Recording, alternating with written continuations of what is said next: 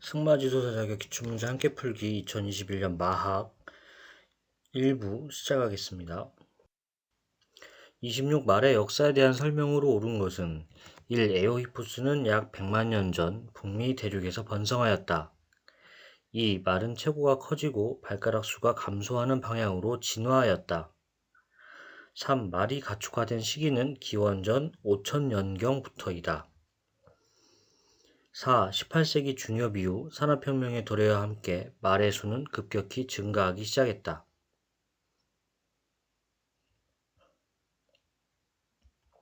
정답은 2번이고요. 책 처음 피면은 나오는 그 몇 페이지 정도 그쪽인 것 같습니다. 보시면은 말의 진화론부터 현재 산업혁명 이후까지 이렇게 다 이렇게 섞어서 나온 문제는 오랜만에 보는 것 같아요. 그래서 하나씩 설명을 드리겠습니다.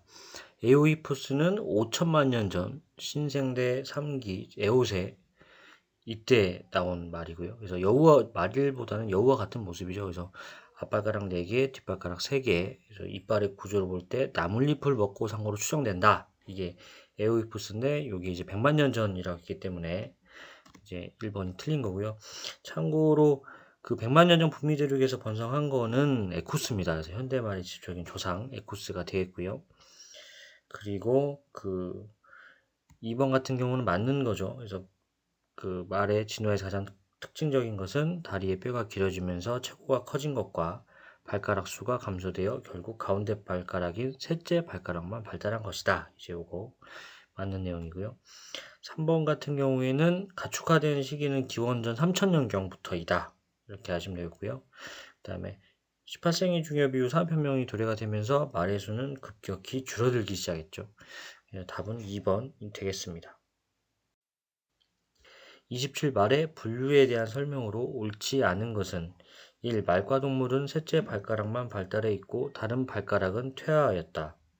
2. 노새는 앞말과 소탕나기가 교배하여 생산된 잡종이다. 3. 샤이어, 올덴부르크 등의 품종은 냉혈종으로 분류된다. 4. 정방형 말과 고방형 말은 동양존 말에 해당하며 장방형은 서양존 말에 해당한다.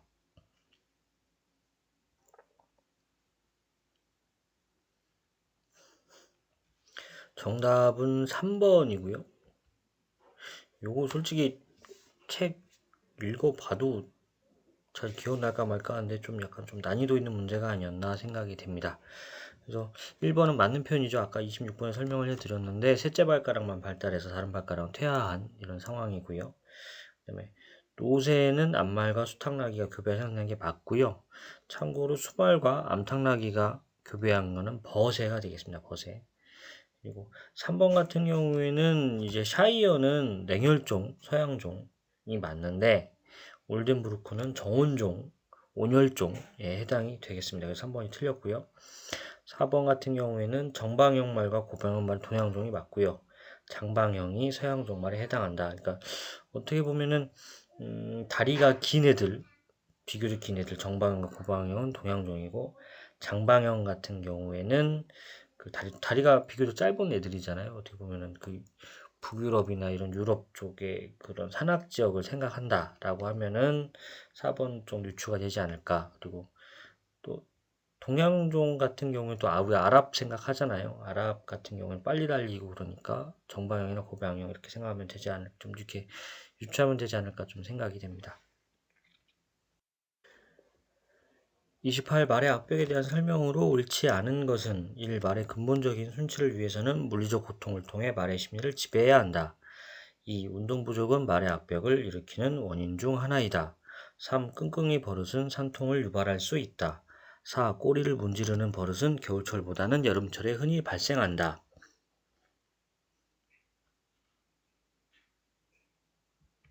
정답은 1번이고요.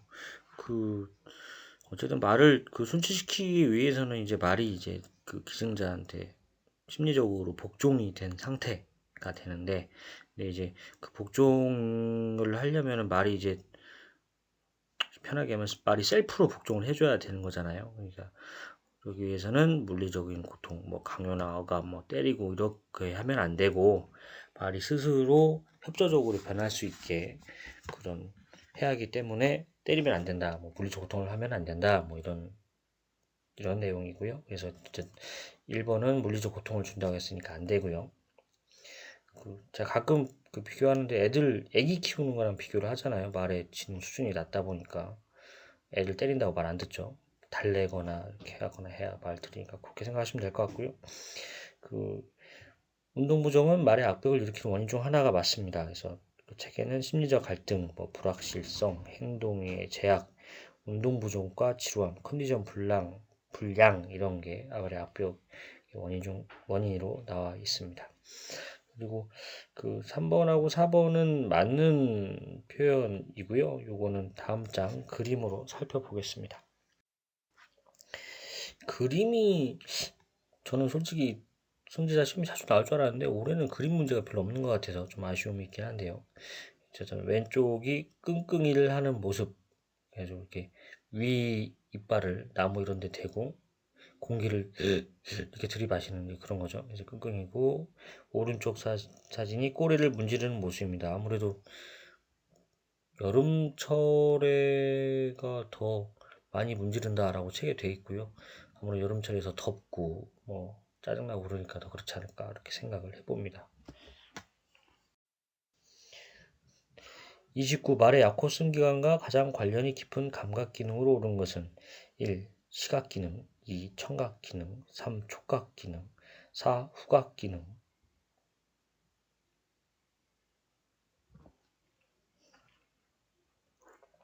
정답 4번이고요.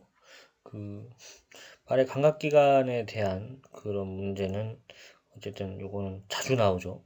자주 나와서 빼먹으면 안 되는 부분입니다. 그래서 그냥 각 그 기능별 특징 요거를 좀 정리를 해봤고요. 그래서 시각은 이제 얼굴을 좌우로 돌리지 않아도 약 350도 넓은 시야, 왜냐면 이게 눈이 튀어나와 있기 때문에 그런 거죠. 그리고 말의 안구는 위아래로 길쭉한 타원형이기 때문에 수정태부터 망막까지 거리가 위와 아래가 달라서 망막에 정확한 상을 맺도록 하려면 머리를 들어서 망막의 상 각도를 조절해야 됩니다. 그래서 말 같은 경우에는 먼 곳을 볼 때는 고개를 낮추고요. 가까운 곳을 볼 때는 고개를 이렇게 들잖아요. 이제 그게 이제 안구가 타원형이기 때문에 그렇다 이렇게 생각하시면 될 것 같고요.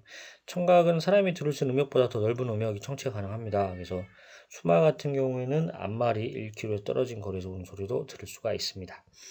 촉각 같은 경우는 말의 목, 어깨, 발목 부위에 피하의 신경분포가 잘 있고요. 그리고 피부 감각이 매우 예민하다 이렇게 생각하시면 되고요.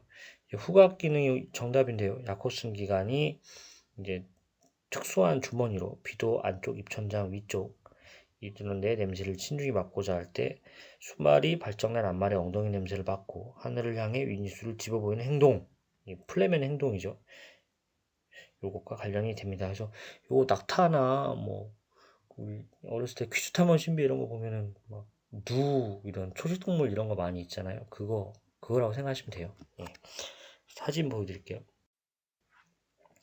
요거가 제 기억에는 시험 문제 나온 적도 있습니다. 하여튼 요 행동, 플레멘 행동, 야콥슨 기관, 후각, 요거 챙겨보시면 좋을 것 같습니다. 승마지도자들과 기출문제 함께 풀기 2021년 마학 1부 마치겠습니다. 도움이 되셨다면 구독과 좋아요 부탁드립니다. 감사합니다.